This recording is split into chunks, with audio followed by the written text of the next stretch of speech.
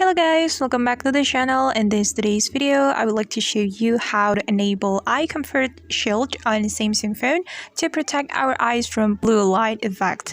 Let's get to it. First of all, go to your settings app on your Samsung phone. Then you have to scroll your screen until you find display option, and it's right here guys. Just click on it.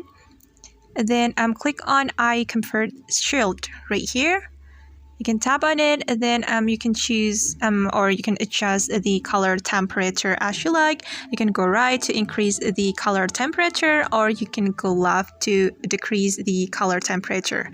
After you customize the color temperature, you can click on this button to activate the eye comfort shield.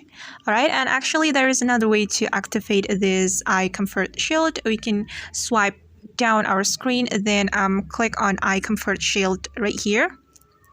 And if you want to customize or adjust the color temperature, you can simply tap and hold on this button like this, and you can adjust the color temperature right here.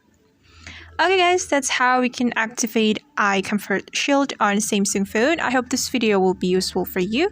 Thank you so much for watching, and see you on the next video.